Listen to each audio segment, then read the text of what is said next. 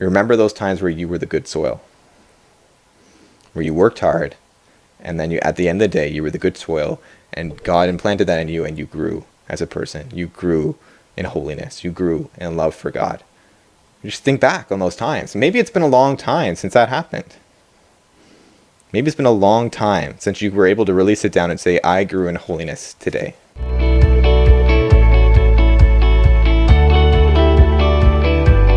Welcome to the DMR. It's been a while. I didn't post 2 other videos this week. One because it was our anniversary this week, so we wanted to spend time doing that. And there's just a lot of stuff going on this week, but I have some exciting updates for the stuff that's going to be happening.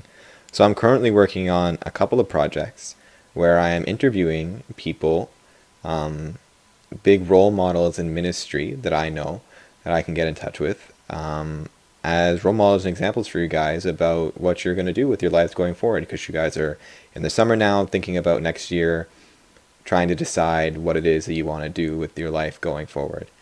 And so, yeah, I'm going to be having those interviews on. I hope that it helps you a lot.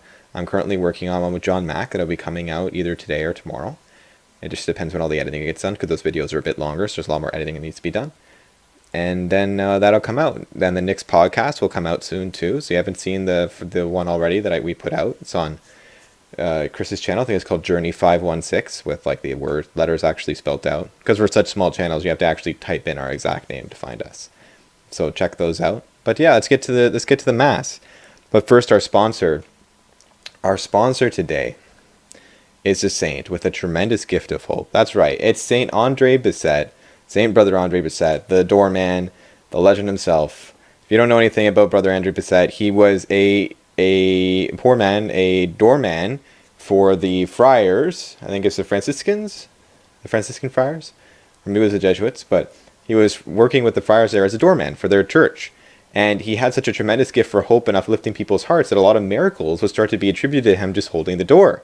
And he eventually became part of the order, and he became this example of humility and holiness. And he would always say that whatever I do, the person who is helping me, helping making it happen is Saint Joseph. Saint Joseph is helping, he's interceding for us as Jesus' foster father to pray for us. And I think that's a really important message, especially with the readings today and the readings throughout this week have all been pointing towards one big thing. And I often call this Sunday Ordinary Time Sunday. The color green. I don't know if you know why we wear the color green on ordinary time. Okay, and it's not like the other colors. There's specific reasons why we wear the other colors. Like we wear purple because it was for royalty, but we're also recognizing that our king died, and so we're in penance for that, and so we wear purple. And we wear gold on the big celebrations because gold is the best that we have. Red for the blood of martyrs, white for holiness. Like those ones are all pretty self-explanatory. The weird one, though, surprisingly, the most common one is green. Why do we wear green? We wear the color green to represent the springtime, to represent hope. Represent hope, and the other way I try to understand it is to represent growth. The color green is about hope and growth. During ordinary time, it's a time when those other big celebrations that we plan our year around in the Catholic Church aren't happening. And so you have to actually actively go out and find things to celebrate and ways to grow in your faith. It's not going to be handed to you like, hey, I know that it's really easy to think about Jesus during Holy Week. It's not so easy to think about Jesus when it's ordinary time. And ordinary time is a very important time. In fact, in my opinion, my humble opinion, I feel like ordinary time is the most important time of the liturgical year, because it is a time when you get to focus on growing as a person, becoming better, doing that daily grind to become a better person. And this is something that I think that we've lost the ability to understand in modern cultures. We want everything quickly. We want everything to come as it is. And we just think that like we can just show up on the day and do our best and that'll be enough. But when it comes to holiness or success or being good at anything in life, that actually comes from every day getting up and working hard and working hard and working hard. And at the end of your labors, you get to see the amazing fruit that they bore. Anything goes with pro sports. It goes with academics. It goes with relationships. You don't get to just show up on the day and everything and then just do the best that you can and that's enough. You have to grind every day before that, before the performance, before the big day to make it work. If I just showed up on my wedding day and said I do without doing all the work beforehand to work on my relationship with Sam, it would be a very bad marriage. Because when things get tough in marriage, how am I going to deal with that if I don't get in the habit of every day working hard to bring God into my life and into my family? And the readings today are about that. It's a reading of the parable of the sower. And this is why I called Nerd Time Sunday, because this is the most tremendous reading, I think, in the entire year for growth and hope. And this is why. So, we understand the parable of the sower a lot of different ways. I'm going to kind of gloss over the other readings today, because I feel like the parable of the sower needs a lot of examining. The other readings are just to enhance the understanding of this reading. When we read the parable of the sower, we hear Jesus, he throws the seed to the different places, and on the path it gets eaten up, and there's the thorns, and there's the bad soil, and whatever. And when it hits the good soil, it bears fruit. And when you read it as a Catholic, you assume, you sitting in the pew in a Catholic church, or at home, because coronavirus, that you're the person in the good soil. Oh, I'm in the good soil. Look at me. I'm so good. When if you really think about it, in reality, almost the entirety, like 99% of the time, you're not the person in the good soil. How long does it take God to get the message through to you? Because he's talking about his message of salvation, his message of hope, of love. Just think about all the times that you're depressed, you're angry, you're upset, you're sad. Are you in the good soil then? If Jesus comes to you with his message of forgiveness and love, are you going to receive it at those times? No. Hell no. You're not going to. And so we sit and we think like, oh, we're so good, we're in the good soil. No, you're not. The point of this reading is that you are not in the good soil. When you remember those times where you were in the good soil, those are the times you actually learned something from the message of Jesus. But when was the last time that happened? When was the last time that happened? And you just have to really kind of think about all the times that Jesus has really made an impact on your life. Today is a day where you sit and you remember all the times that God was good to you. You remember all the times that God bred you a message of joy and hope and love and prosperity and goodness. You remember those times where you were the good soil, where you worked hard, and then at the end of the day, you were the good soil, and God implanted that in you, and you grew as a person. You grew in holiness. You grew in love for God. You just think back on those times. Maybe it's been a long time since that happened. Maybe it's been a long time since you were able to really sit down and say, I grew in holiness today. I grew in humility. I grew in love. I grew in peace, in joy, in any of the things that make us more like God. I became more like Jesus today.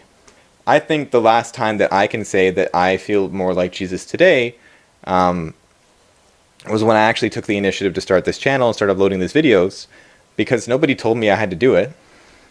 I was like raking my head with like, how am I going to provide for the spiritual, the corporeal, like the needs of my teens in coronavirus when their parents won't let them go to mass. They are consuming oodles of online content a day that is not good for them, that doesn't lift them closer to God. They get bored all the time. How am I going to create something where that can draw them closer to God in some way? And I can do as much praying and I can do as much at youth nights as I want to do, but at the end of the day, I had to make a decision like, okay, I have to kind of put myself out there and see what happens. And it may completely and drastically fail. You know, this YouTube channel may die in 2 months or 3 months or something. But at least I'll be able to go out there and say, I gave it a shot. And I love how like Jesus does his own like little daily mass review. If you're paying attention, he does like a little like daily mass review inside of the gospel where he like explains it. He like says the parable and then he does like a whole like breakdown of the parable for his apostles. He's like, I want you guys to be the good soil. I think that right now you are good soil. So I'm going to share this message with you and implant it in you so that you can share it with others.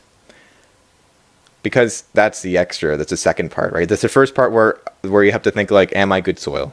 And then there's the second part where you think, okay, now that I've received this message, this good soil, I gotta share it. I gotta stand up on the rooftops and scream this message of God's love to anybody who will listen. You have to. Whenever something good happens in your life, do you just like keep it to yourself? You know, like you get an A+ on your test. Do you not tell anyone? Maybe you're bashful or you're shy about school or whatever, but at least like you feel happy about it and you want it to share people that you did really well. You worked really hard. You did something. It worked out. You want to share that. And so you should share the good things that God is doing in your life, which I think is super important right now because we are so we're so paranoid and so into ourselves that we don't actually go out of our way to share a message of God's love with each other. And I think that's super, super, super great. The last thing I want to talk about with this whole hope and growth and discernment and freedom and these things that are being talked about in the gospel is vocation. And I know that's a big topic to try to break down in a couple minutes, so I'm not going to try and explain to you all of vocation, although I'm sure I'll talk about it many times. But me and my wife yesterday went to go to a wedding at the cathedral, St. Michael's Cathedral in Toronto, where two of our friends got married, even in this time. It was cute. They had like these little like dress masks. Like they had like the dress material from their suit made into a mask to put over their mouth. I thought that was awesome. I thought that was really cool. But yeah, we went there, and that's just to see vocation come alive anew, new growth, new life is always beautiful. And I don't cry at weddings because of how beautiful the girl's dress is, right? Or how emotional the groom is, or how emotional everybody else is. I don't cry for those reasons. I cry at a wedding because it is beautiful to see that God loves us so much that he would give us even a chance to try and imitate the love that he has for us for someone else. Now, maybe this is why I'm called the vocation of marriage, that I just cry at the beauty of marriage, which is funny because the priest was saying that maybe this is why I was called to be a priest, because I think that marriage is a comic tragedy. I'll let Father Fabian explain that one for himself. It's not as bad as it sounds. It was a really good homily. But I think that's just because I'm called to this vocation of marriage, I see the beauty of God working in our lives between two people who truly love each other. And it brings me to tears because it's so tremendously amazing that God enables us to experience this. So the message I'll leave you with is, are you growing? When was the last time that you grew? When was the last time that you really had hope for the future? When was the last time you actually discerned what your future was going to be and included God in that decision? When was the last time that you really felt free from sin, from worry, and just pressed into the love of God? All of those things, if you can remember those times, try to make that happen again. Stop waiting around for good things to come to you and go look for them. That's what ordinary time is all about. Thank you, and goodbye.